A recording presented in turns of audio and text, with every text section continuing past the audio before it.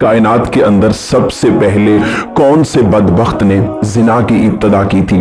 آج کی ویڈیو میں ہم اس شخص کے بارے میں جانیں گے۔ آپ سے گزارش کرتے ہیں کہ اس معلوماتی ویڈیو کو مکمل دیکھیے گا۔ پیارے دوستو، جب حضرت آدم علیہ السلام اور حضرت حوا سلام اللہ علیہا نے اللہ تبارک و تعالی کے منع کرنے کے باوجود شجر ممنوعہ کا پھل کھایا تو اللہ تعالی نے حضرت آدم اور حضرت حوا کو زمین پر اتار دیا، اور پھر اللہ کے حکم سے حضرت آدم اور حضرت حوا سلام اللہ علیہا کے ہاں اولاد پیدا ہوئی۔ بعض روایات کے مطابق حضرت حوا علیہ السلام کو 20 حمل ٹھہرے، جس سے 40 بچے پیدا ہوئے، اور ہر حمل کے دوران ایک لڑکا اور ایک لڑکی پیدا ہوا کرتی تھی۔ پیارے دوستو، یہ بات یاد رکھیں کہ اس وقت کے قوانین شریعت ہماری آج کی شریعت کے قوانین سے بالکل مختلف تھے۔ حضرت آدم علیہ السلام کے زمانے کے اندر ایک حمل سے پیدا ہونے والے لڑکے کی شادی دوسرے حمل کی لڑکی کے ساتھ کر دی جاتی تھی، جبکہ دوسرے حمل کی لڑکی کی شادی پہلے حمل کے لڑکے سے کر دی جاتی تھی، اور ایک حمل میں اکٹھے پیدا ہونے والے آپس میں بہن بھائی قرار پاتے تھے۔ پھر اسی دوران حضرت آدم علیہ السلام کے ہاں قابیل اور حابیل پیدا ہوئے۔ چنانچہ قابیل کی بہن اقلیمہ بہت زیادہ خوبصورت تھی، جبکہ جو لڑکی حابیل علیہ السلام کے ساتھ پیدا ہوئی تھی وہ اتنی خوبصورت نہ تھی۔ جب یہ بچے بڑھ کر جوان ہوئے اور ان کی آپس میں شادی کا وقت آیا تو قابیل نے حابیل علیہ السلام کی بہن کے ساتھ نکاح کرنے سے انکار کر دیا اور کہنے لگا، یہ تو بالکل خوبصورت نہیں ہے، میں اپنی بہن اقلیمہ کے ساتھ شادی کروں گا۔ پیارے دوستو، یہ معاملہ اس قدر بڑا کہ حضرت آدم علیہ السلام نے حکم دیا کہ دونوں بھائی اللہ تبارک و تعالی کی بارگاہ میں اپنی اپنی قربانی پیش کریں، جس کی قربانی اللہ تعالی کی بارگاہ میں قبول ہوگی تو وہی شخص اقلیمہ سے شادی کا حقدار ہوگا۔ پیارے دوستو، قابیل کھیتی باڑی کا کام کیا کرتا تھا، جبکہ حابیل بکریوں والے تھے۔ چنانچہ انہوں نے ایک نہایت ہی عمدہ، خوبصورت اور فربا بکری راہ خدا میں قربانی کے لیے پیش کی۔ قابیل چونکہ کھیتی باڑی کا کام کرتا تھا، اس نے فضول اور ردی فصل کا ایک گٹھا قربانی میں پیش کر دیا۔ اس زمانے کے رواج کے مطابق آسمان سے ایک آگ اترتی تھی، اور جس کی قربانی قبول ہوتی تھی اس کی قربانی کو وہ آگ کھا جاتی تھی۔ چنانچہ آسمان سے آگ اتری اور اس نے حضرت حابیل علیہ السلام کی قربانی کو نگل لیا، جس پر قابیل کہنے لگا، ضرور میرے باپ حضرت آدم علیہ السلام نے حابیل کے لیے دعا کی ہوگی، جس کی وجہ سے اس کی قربانی قبول ہو گئی۔ پیارے دوستو، پھر اس واقعے کے بعد قابیل نے حضرت حابیل علیہ السلام کو مارنے کی دھمکی دی۔ روایات کے اندر آتا ہے کہ حضرت حابیل علیہ السلام قابیل سے زیادہ طاقتور تھے، لیکن آپ نے اللہ تعالیٰ کے خوف کی وجہ سے فرمایا کہ اگر تم مجھے قتل بھی کر دو تو میں تمہاری طرف اپنا ہاتھ نہ بڑھاؤں گا۔ میں نہیں چاہتا کہ قیامت والے دن میرے اوپر کوئی گناہ کا بوجھ ہو۔ چنانچہ ایک دن قابیل نے غصے میں آ کر حضرت حابیل علیہ السلام کے سر پر پتھر دے مارا، جس سے آپ کی موت واقع ہو گئی۔ حضرت حابیل علیہ السلام کو قتل کرنے کے بعد قابیل بہت پریشان ہوا۔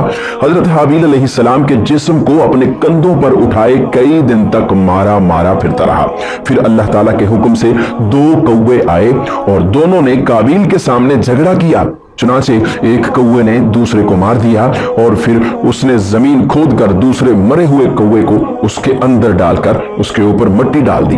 چنانچہ قابیل نے جب کووں کو دیکھا تو افسوس کرنے لگا کہ میں اپنے بھائی کی لاش کو بھی نہ چھپا سکا، اور پھر قابیل نے اسی طرح کیا، اپنے بھائی کی لاش کو دفن کر دیا۔ اور اس کے بعد قابیل اپنی بہن اقلیمہ کو لے کر وہاں سے چلا گیا، کیونکہ مسلسل شیطان اس کے پاس آتا رہا اور اس کو اس بات سے ڈراتا رہا کہ تمہارا باپ تمہیں قتل کر دے گا۔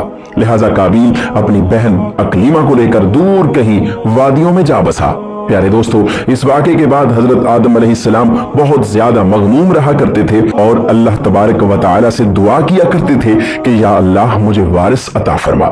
چنانچہ اسی دوران آپ کو حضرت شیس علیہ السلام کی بشارت ملی۔ شیس علیہ السلام جیسے ہی پیدا ہوئے تو حضرت آدم علیہ السلام نے بچپن سے ہی ان کی تربیت پر خاصی توجہ دی اور حضرت شیس علیہ السلام کو تمام معاملات سے آگاہ کیا۔ حضرت شیس علیہ السلام جب جوان ہوئے تو آدم علیہ السلام نے اپنے بعد ان کو مومنین کا خلیفہ مقرر کیا اور انہیں حکم دیا کہ وہ اپنے بھائی قابیل کی اولاد سے دور رہیں، اور پھر اس کے بعد حضرت آدم علیہ السلام کے وصال کا وقت वक्त करीब आ गया तो आदम अलैहिस्सलाम यही वसीयत करते हुए इस दुनिया से कूच फरमा गए। अल्लाह ताला के मुकद्दस फरिश्ते नाजिल हुए और उन्होंने हजरत शीस अलैहिस्सलाम को हजरत आदम अलैहिस्सलाम के दफन करने का तरीका बताया। हजरत शीस अलैहिस्सलाम ने इसी तरह किया और फिर कुछ अरसे के बाद आपकी वालिदा हजरत हवा का भी इस दुनिया से इंतकाल हो गया। प्यारे दोस्तों, इस वाक़े के बाद ज़ना की इब्तिदा हुई। इसके बारे में बनी इसराइल की रवायात में मिलता है कि काबील और उसकी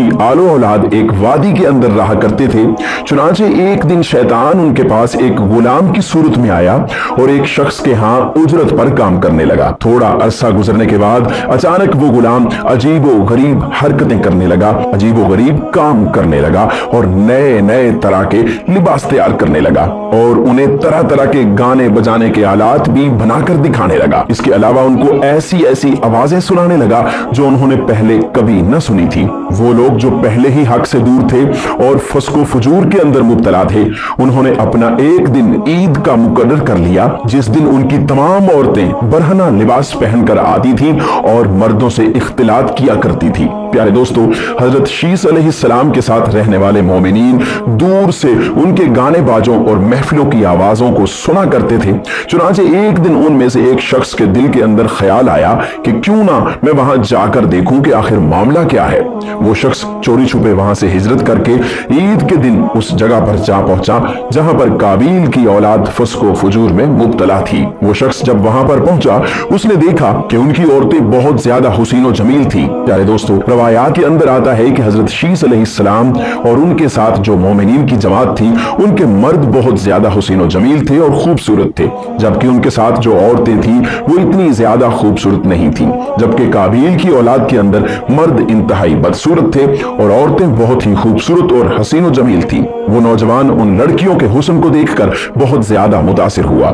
जब वो नौजवान वापस आया तो उसने चोरी छुपे दीगर मोमिनीन को भी इस बात की खबर दी। चुनांचे फिर मोमिनीन लोगों में से बाज कमजोर ईमान वाले वहां से हिजरत करने लगे और काबील की औलाद के पास जाकर उनकी औरतों के फितना और फसाद के अंदर मुब्तला होने लगे और आपस में जना करने लगे, जिससे जना जैसे कबीह गुनाह की इब्तिदा हुई।